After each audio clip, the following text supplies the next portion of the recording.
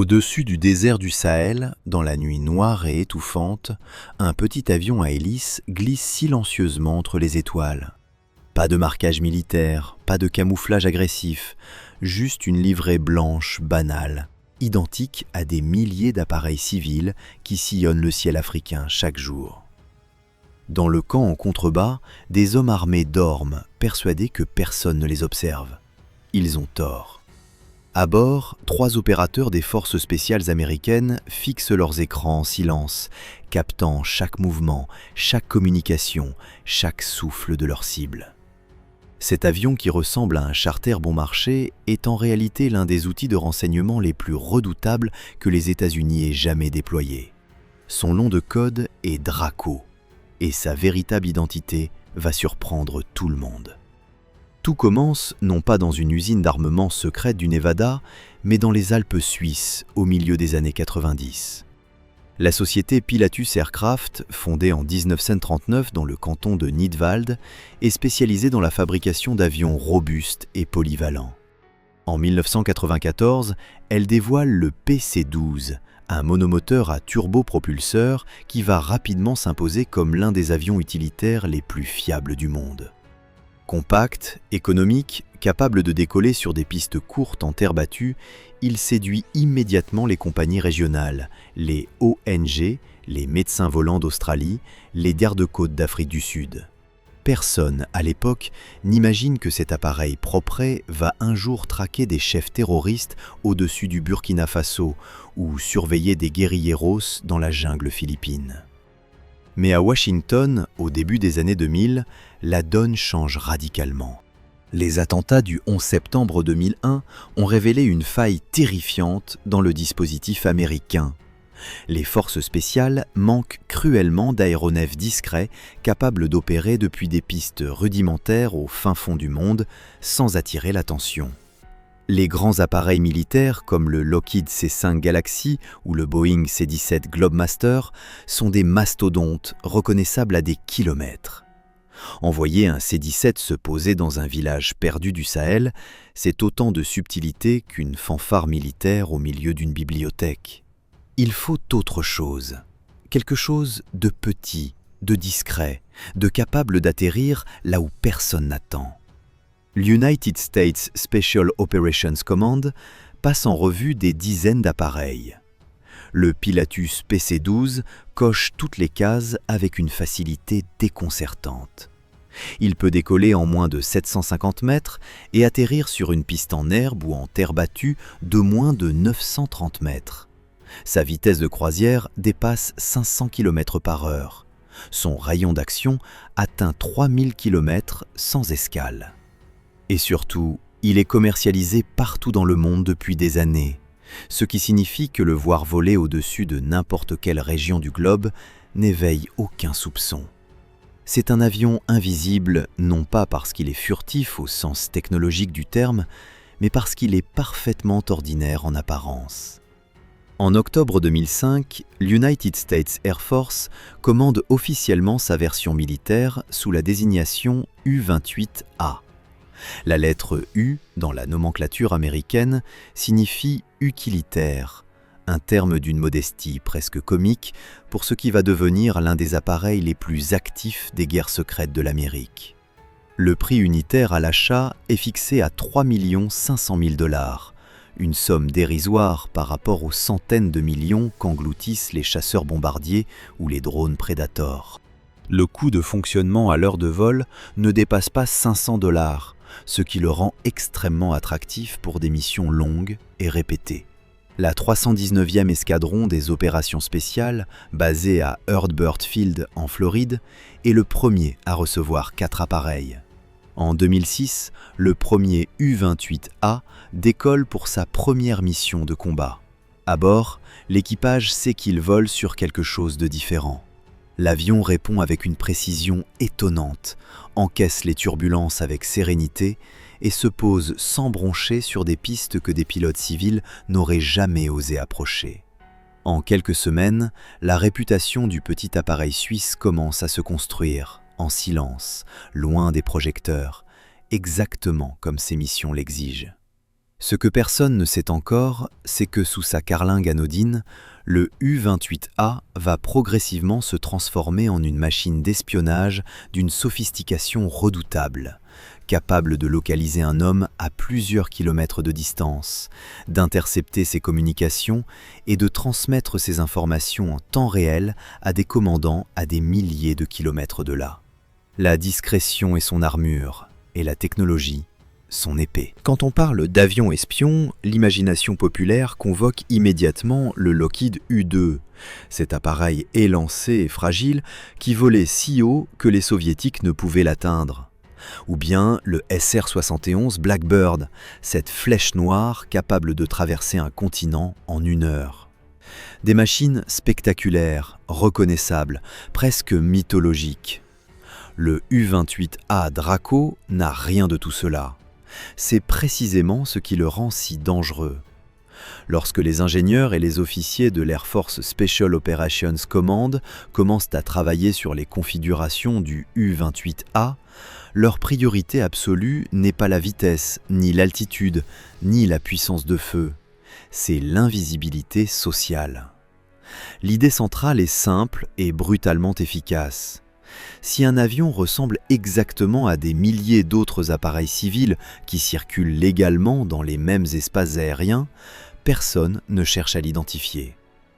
Un groupe terroriste au Sahel n'a ni les radars, ni les moyens d'analyse pour distinguer un U-28A en livrée blanche d'un avion taxi affrétant des hommes d'affaires entre Bamako et Niamey.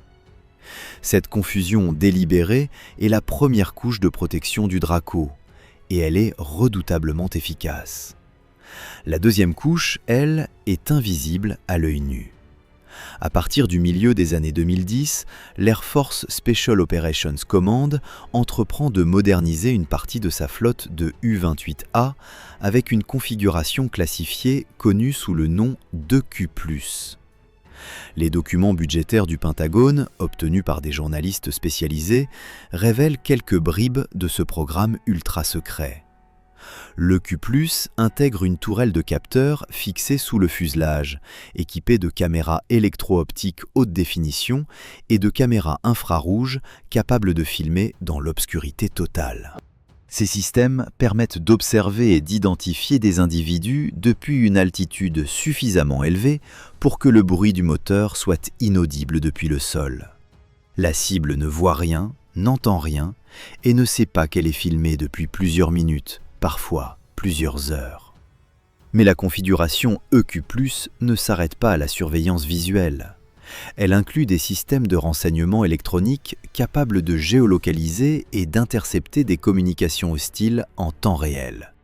Concrètement, si un chef de cellule terroriste passe un appel radio ou utilise un téléphone satellitaire, le U-28A peut non seulement capter cette communication, mais aussi en déterminer l'origine géographique avec une précision suffisante pour guider d'autres forces vers l'objectif.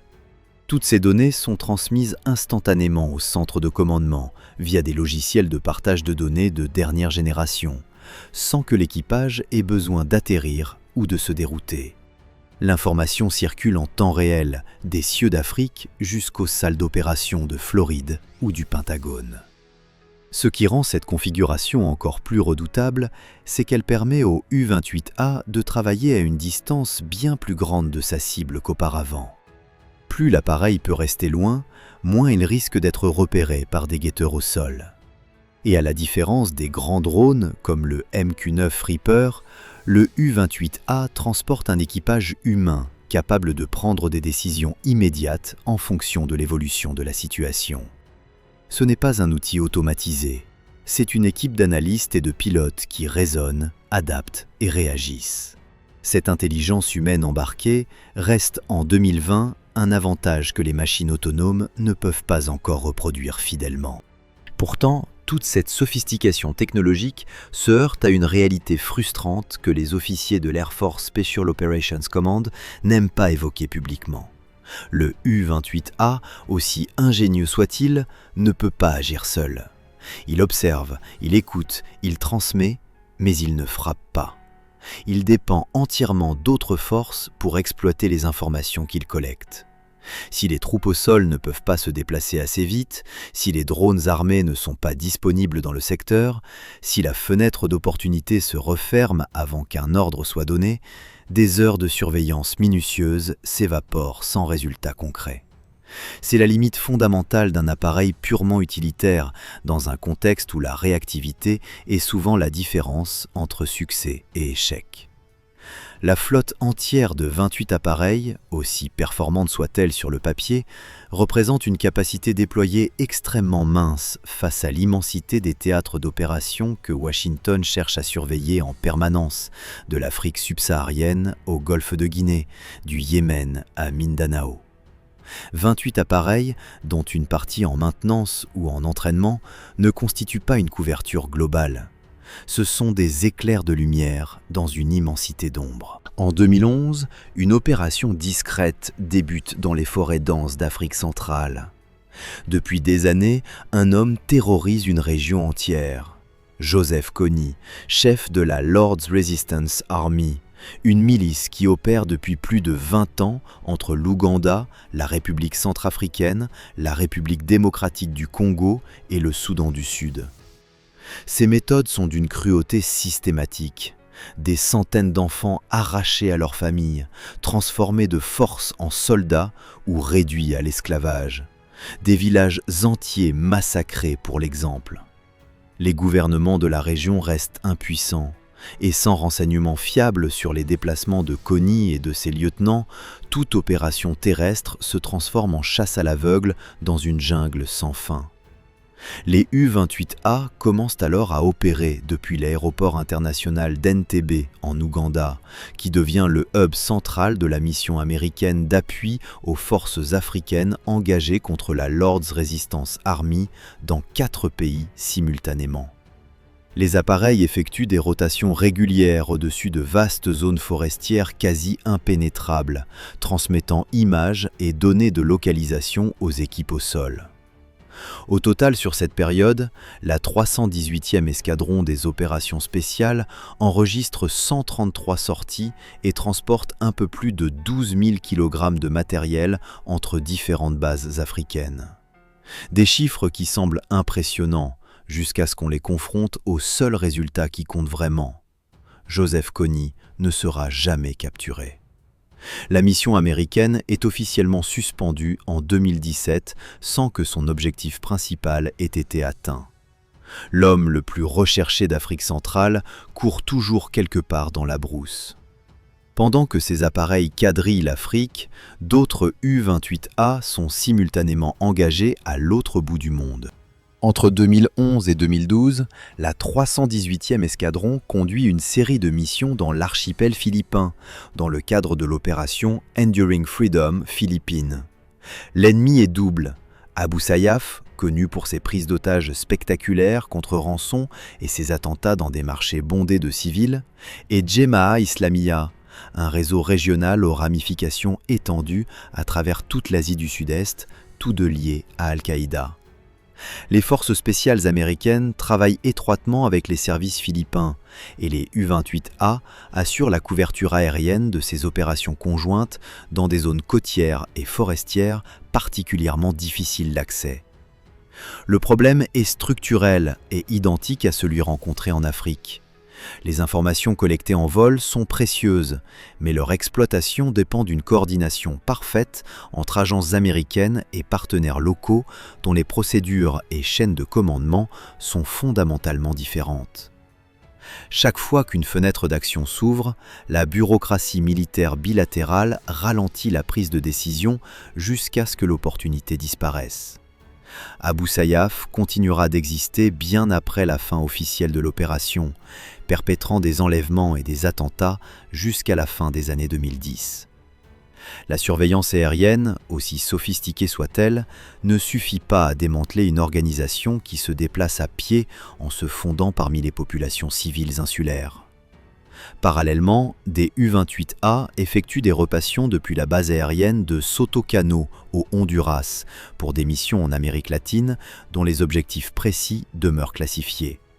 Selon les analystes ayant épluché les documents budgétaires du Pentagone, il s'agit vraisemblablement de surveillance liée au réseau de trafic de drogue qui opère entre l'Amérique centrale, les Caraïbes et les côtes américaines. La même logique s'impose sur chaque continent. L'appareil observe, enregistre et transmet. Mais la décision d'agir appartient toujours à d'autres, soumis à des contraintes politiques et juridiques que nulle technologie embarquée ne peut effacer.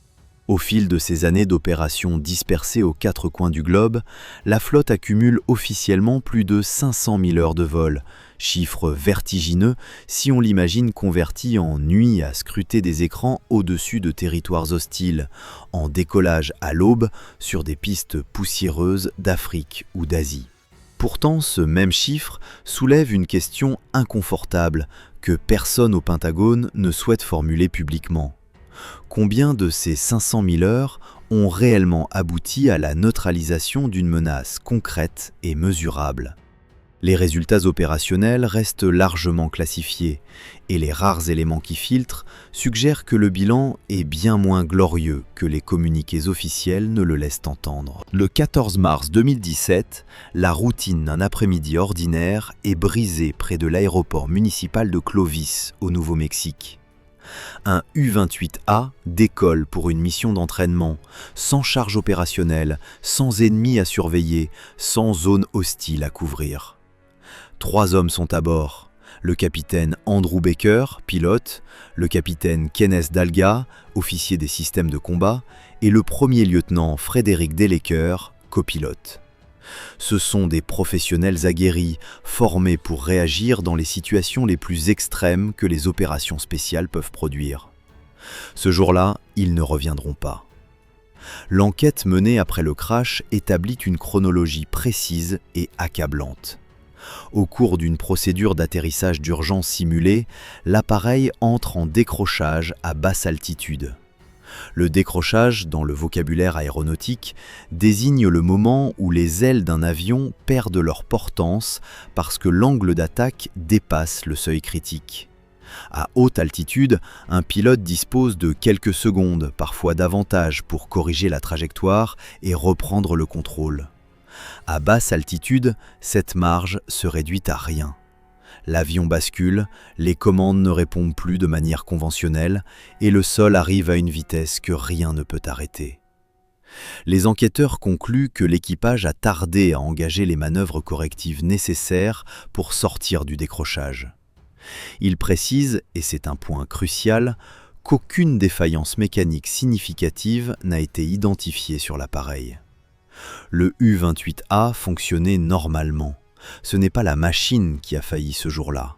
C'est la chaîne de décision humaine, confrontée à une situation dégradée évoluant trop vite pour que les réflexes acquis en formation suffisent à renverser le cours des événements. L'avion s'écrase et les 3 membres de l'équipage meurent sur le coup. La mort du capitaine Baker, du capitaine Dalga et du premier lieutenant Deleker provoque une onde de choc discrète mais réelle au sein de la communauté des opérations spéciales américaines. Discrète parce que tout ce qui touche aux escadrons de U-28A reste enveloppé dans le même silence institutionnel qui caractérise l'ensemble du programme. Réel parce que ces 3 hommes représentent exactement le profil d'opérateur que l'Air Force Special Operations Command met des années à former. Remplacer un pilote de U-28A opérationnel n'est pas une question de mois. C'est une question d'années d'entraînement spécialisé, de missions progressives, de qualification sur des équipements classifiés dont la maîtrise ne s'improvise pas. Ce drame met en lumière une contradiction fondamentale que le Pentagone préfère ignorer publiquement. Le U-28A est vendu comme un appareil économique, simple d'utilisation, accessible. Son prix unitaire modeste et son coût à l'heure de vol ridiculement bas par rapport aux autres plateformes militaires ont convaincu les décideurs de multiplier les missions et d'accroître la cadence opérationnelle des équipages. Mais la réalité de terrain est plus brutale. Voler régulièrement de nuit sur des pistes non préparées, dans des conditions météorologiques dégradées, avec des équipements classifiés qui mobilisent l'attention des opérateurs au-delà du simple pilotage, génère une fatigue cumulative et des lacunes dans la maîtrise des procédures d'urgence de base. La catastrophe de Clovis n'est pas un accident isolé. C'est le symptôme d'un programme qui a accumulé les heures de vol sans toujours maintenir un niveau d'entraînement aux situations dégradées proportionnel à l'intensité des opérations. Il faut également replacer ce crash dans un contexte plus large. Entre 2006 et 2017, les forces spéciales américaines ont subi des pertes humaines significatives dans l'ensemble de leurs programmes aériens. Des hélicoptères MH-60 abattus en Afghanistan, des avions de transport touchés au-dessus de zones de combat, des accidents d'entraînement similaires à celui de Clovis. Chaque fois, les communiqués officiels insistent sur l'héroïsme des victimes et l'excellence du matériel. Chaque fois, les questions fondamentales sur la cadence des opérations, les conditions d'entraînement et la gestion de la fatigue des équipages restent sans réponse publique satisfaisante. Le programme U-28A continue après le drame de Clovis, sans interruption notable. Les missions reprennent, les rotations se poursuivent, les escadrons sont reconstitués avec de nouveaux personnels. C'est la logique implacable des opérations militaires en temps de conflit prolongé. Les individus sont remplaçables, les capacités opérationnelles ne peuvent pas s'interrompre. Mais quelque part, dans les familles de Becker, de Dalga et de Deleker, la question demeure entière. Pour quels résultats concrets ces hommes ont-ils sacrifié leur vie dans un ciel d'entraînement au-dessus du Nouveau-Mexique ? En mai 2019, un document administratif circule dans les couloirs de l'Air Force Special Operations Command. Il officialise quelque chose que les équipages savent depuis des années. Le U-28A s'appellera désormais officiellement Draco. En latin, ce mot signifie dragon. C'est aussi le nom d'une vaste constellation de l'hémisphère nord, visible toute l'année depuis les latitudes septentrionales, tournant lentement autour de l'étoile polaire sans jamais disparaître sous l'horizon. Le symbole est soigneusement choisi. Un appareil qui surveille, qui tourne, qui ne se pose jamais vraiment, toujours présent quelque part dans un ciel que personne ne scrute. L'annonce publique est faite en juin 2019. Le colonel Andrew Jett, commandant de la 492e aile des opérations spéciales et ancien pilote de Draco, déclare que les partenaires des forces américaines à travers le monde connaissent l'appareil depuis longtemps sous ce surnom informel. Identifier un équipage comme appartenant à Draco suffit à susciter une reconnaissance immédiate auprès de tous ceux qui ont travaillé avec ces pilotes sur le terrain. Le lieutenant-colonel Chad Anthony, commandant de la 319e escadron, ajoute que le nom Draco est associé depuis le premier déploiement opérationnel de juin 2006 à un niveau de soutien en renseignement sans équivalent parmi les plateformes comparables. Le colonel Robert Mazaitis se dit soulagé que l'initiative aboutisse enfin, estimant que l'appareil a largement dépassé son rôle originel d'avion utilitaire monomoteur sans prétention. Ces déclarations méritent pourtant d'être lues avec recul. Les plans pour attribuer officiellement un nom au U-28A remontent à 2010, soit 9 ans avant que la décision ne soit formellement entérinée. 9 ans de procédures internes, de validation hiérarchique et de reports successifs pour baptiser un avion. C'est précisément le genre de délai bureaucratique qui illustre les lourdeurs d'une institution militaire qui se targue pourtant d'agilité opérationnelle. Le Draco a donc volé pendant 13 ans sous un surnom officieux avant que l'administration consente enfin à graver ce nom dans le marbre réglementaire. La question du bilan réel mérite d'être posée sans détour. Depuis 2006, le Draco a opéré au Moyen-Orient, en Afghanistan, en Afrique subsaharienne, en Asie du Sud-Est et en Amérique latine, collectant des quantités considérables de renseignements visuels et électroniques. Et pourtant, les organisations qu'il était censé aider à démanteler existent toujours. Les groupes affiliés en Afrique subsaharienne, notamment au Sahel, ont considérablement étendu leur emprise territoriale entre 2010 et 2020, précisément pendant les années où le Draco survolait intensément la région. Le trafic de drogue en Amérique centrale n'a pas reculé d'1 centimètre mesurable. Ce constat révèle une vérité inconfortable sur la guerre contre le terrorisme depuis 2001. La multiplication des outils de surveillance n'a pas compensé les faiblesses politiques et stratégiques qui permettent aux organisations hostiles de se reconstituer aussi vite qu'elles sont frappées.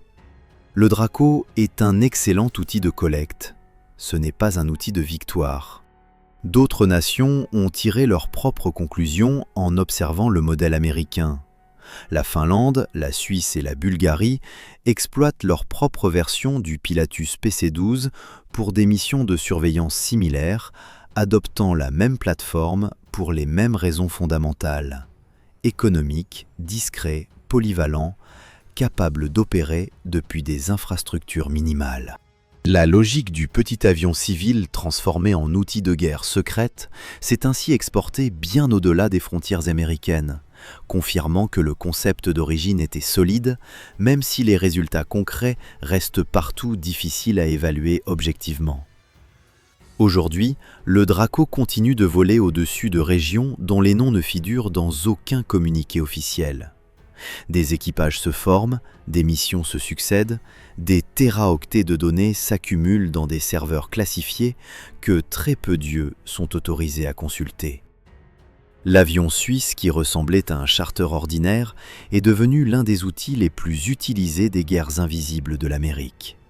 Pas le plus spectaculaire, pas le plus puissant, certainement pas le plus décisif dans les faits, mais le plus discret, le plus économique et sans doute le plus honnête dans ce qu'il est vraiment. Un petit avion ordinaire portant des missions extraordinaires, dans un monde où la frontière entre surveillance et action reste désespérément floue. Si cette histoire vous a appris quelque chose que vous ne saviez pas avant de cliquer, laissez un commentaire en dessous, partagez cette vidéo autour de vous et abonnez-vous pour ne manquer aucun des prochains récits.